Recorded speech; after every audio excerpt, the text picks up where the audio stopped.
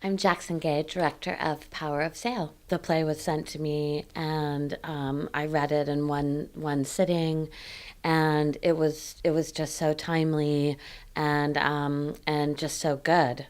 I just thought I really want to be the person that gets to work on this, this world premiere, and after that, I did some research on Greenville and South Carolina and the theater and Mike.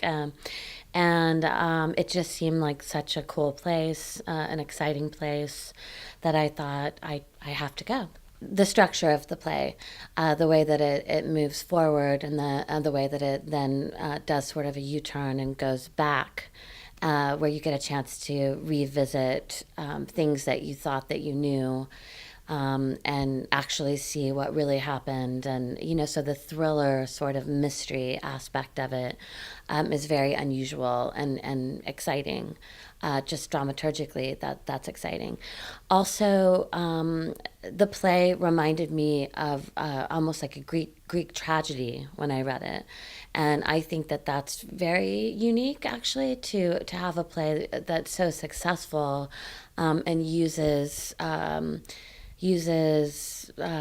similar sort of structure or themes as some of the early Greek plays. In this play, we have a man who basically his downfall comes from his hubris.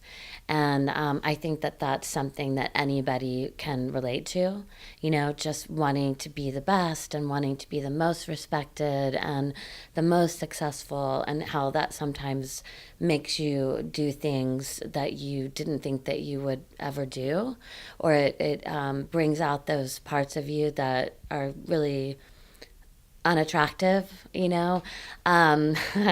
or just very human, but something that you don't like to think of yourself as having, and that pride and that arrogance to think that you can get away with it, leads to your downfall. I really do think that that's something that is good to be reminded of, and personally, and also just in the world in general.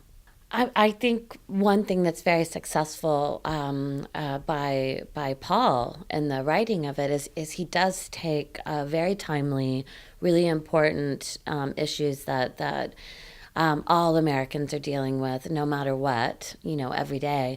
But he does it in a I keep saying fun, but it is a fun, exciting way that he does it. So it's like going and sitting and watching a great thriller film. It has that you're on the edge of your seat. You want to know who did it. Who leaked the information, who did this. Who is that person really? It's very exciting in that way, to the point where you can almost not realize what important things the play is also saying, because it's such a fun night at the theater. It's exciting in that way.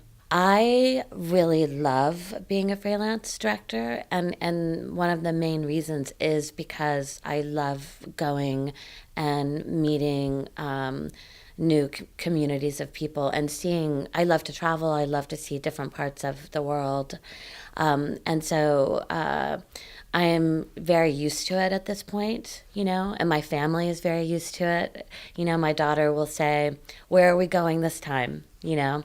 And that's a really exciting thing about coming to South Carolina. I've never been here before. I didn't really know anything about it. And so and my daughter, also has not had that experience. So getting to come and go, oh my God, this is South Carolina, and falling in love with it and everything, is the fun part of the job. And getting to meet the designers, many of whom, if not all, are from Clemson, is great. Just getting to see what these artists are like, and what they're working on in their careers, and what's important to them. How they make their day work. They are teachers and also freelance artists, so it's interesting just seeing how they can make it work because it's not easy, and no matter where you live. So I think that's really fascinating. And being, happily surprised at how talented everyone is, is very exciting. The thing about theater in general and watching people that close up, and especially in this theater space, which is so intimate. In a movie theater, you can really can lay back. You can actually take a nap. You can do many things in a movie theater and not while you're watching a movie. And in the theater, having human beings that close to you, it's very hard to not feel a part of it. You're instantly a scene partner, even if it's not an audience participation kind of play. You feel an obligation because the actors are just right there. You feel an obligation to be a good scene partner.